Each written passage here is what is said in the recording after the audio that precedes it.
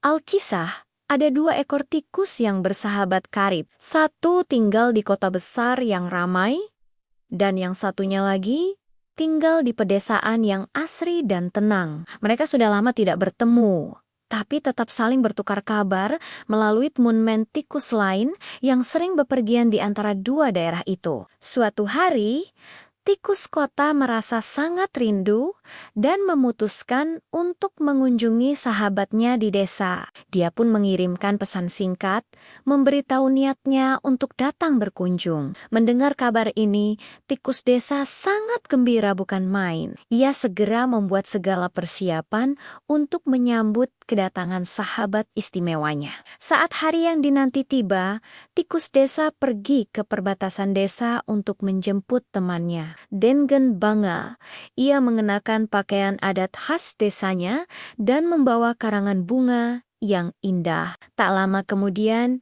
muncullah si tikus kota. Tampil sangat berbeda dengan setelan jas, sepatu bot mengkilap, dan dasi yang melingkar di lehernya. Pemandangan yang kontras itu tidak menghalangi mereka untuk saling berpelukan erat, melepas rindu yang telah lama terpendam. Sambil berjalan menuju rumahnya, tikus desa berkata dengan penuh semangat, "Selamat datang, sahabatku. Lihatlah, udara di sini begitu segar, bebas dari polusi. Suasana desa ini masih sangat murni dan menenangkan." Mereka pun asyik mengobrol, saling berbagi cerita dan pandangan tentang kehidupan masing-masing. Sesampainya di rumah, tikus desa telah menyiapkan hidangan istimewa. Di atas meja sederhana, tersaji buah-buahan segar yang baru dipetik dari kebun dan biji-bijian gandum rebus yang hangat. Tikus kota mencicipinya, meskipun terlihat sedikit ragu. Baginya, makanan ini terlalu sederhana. Setelah makan, tikus desa mengajak sahabatnya berjalan-jalan, menikmati keindahan desanya. Mereka menyusuri pematang sawah yang hijau membentang luas, pemandangan hutan di kejauhan dengan pepohonannya yang rimbun menjadi daya tarik yang luar biasa. Dengan bangga, tikus desa bertanya, "Bagaimana menurutmu? Apakah di kotamu ada pemandangan seindah dan setenang ini?" Tikus kota hanya tersenyum tipis. Ia tidak mau merusak suasana. Jadi ia hanya berkata, "Indah sekali. Tapi, sahabatku, kamu harus datang ke kotaku setidaknya sekali. Kamu akan melihat betapa nyaman dan mewahnya kehidupan di sana. Semuanya serba ada dan mudah." Tikus desa mengangguk. "Tentu, suatu hari nanti aku pasti akan ke sana," jawabnya. "Kenapa harus nanti? Bagaimana kalau kamu ikut denganku kembali ke kota sekarang juga?" Ajak tikus kota penuh antusias. Tikus desa berpikir sejenak. "Baiklah," katanya, "aku akan mempertimbangkan ajakanmu itu."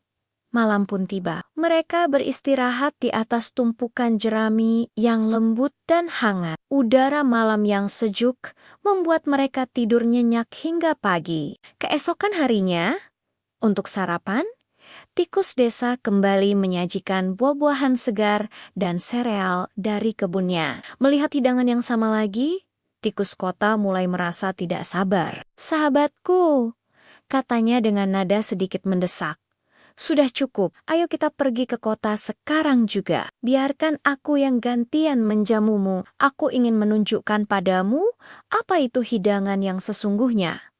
Tikus desa akhirnya menerima ajakan itu. Ia pun berkemas seadanya dan bersiap untuk perjalanan menuju kota besar yang belum pernah ia lihat sebelumnya. Perjalanan mereka cukup melelahkan, tapi akhirnya mereka tiba di tempat tinggal tikus kota. Ternyata, tikus kota tinggal di sebuah lubang di dalam rumah yang sangat besar dan megah. Tikus desa dibuat takjub dengan kemewahan di sekelilingnya. Ketika malam tiba, tikus kota mengajak sahabatnya ke ruang makan.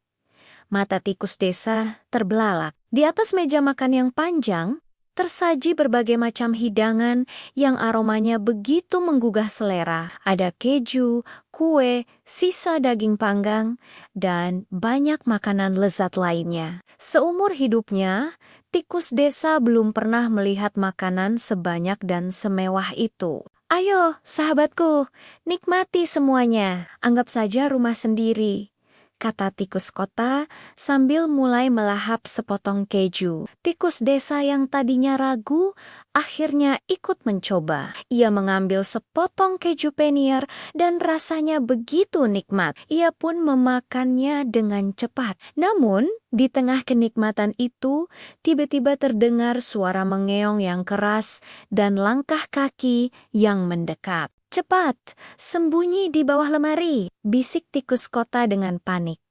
Itu suara kucing pemilik rumah. Kalau kita tertangkap, habislah kita. Tanpa pikir panjang, keduanya langsung berlari tunggang langgang dan menyelinap ke kolong lemari yang gelap. Jantung tikus desa berdebar kencang, ia bisa mendengar suara cakaran dan endusan kucing itu tepat di atas mereka. Setelah beberapa saat yang terasa seperti selamanya, suasana kembali hening. Kucing itu akhirnya pergi. Dengan hati-hati, mereka keluar dari persembunyian. Tikus desa masih gemetaran karena takut. Tapi tikus kota tampak lebih tenang. Sudah, jangan takut, katanya sambil kembali ke meja. Ini sudah biasa. Beginilah bagian dari kehidupan di kota. Penuh tantangan.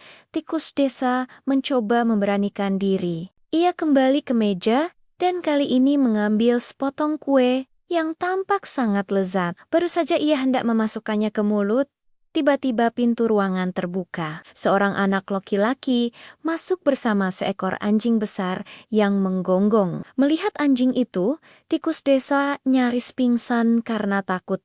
Si siapa itu? Tanyanya tergagap. Itu Jimmy, anak tuan rumah, dan anjing peliharaannya. Cepat, sembunyi lagi di sana, seru tikus kota sambil menunjuk sebuah celah di dinding. Lagi-lagi mereka harus berlari menyelamatkan diri. Setelah anak itu dan anjingnya pergi, barulah mereka berani keluar. Kali ini, ketakutan tikus desa sudah mencapai puncaknya. Wajahnya pucat pasi. Ia menatap sahabatnya dan berkata dengan suara bergetar, "Sahabatku, aku rasa aku harus pulang sekarang. Aku sangat berterima kasih atas jamuanmu yang luar biasa lezat ini. Tetapi, kenikmatan ini datang dengan bahaya yang terlalu besar untukku." Ia melanjutkan, "Sekali lagi, terima kasih untuk semuanya."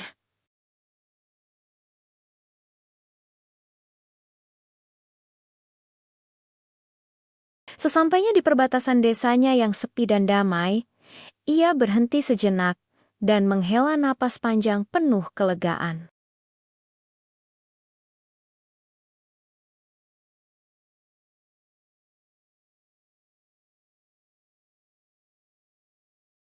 Dan kedamaian serta keamanan adalah harta yang paling utama. Di atas segala kemewahan sejak saat itu, ia semakin mensyukuri kehidupannya yang sederhana, namun penuh ketenangan di desa.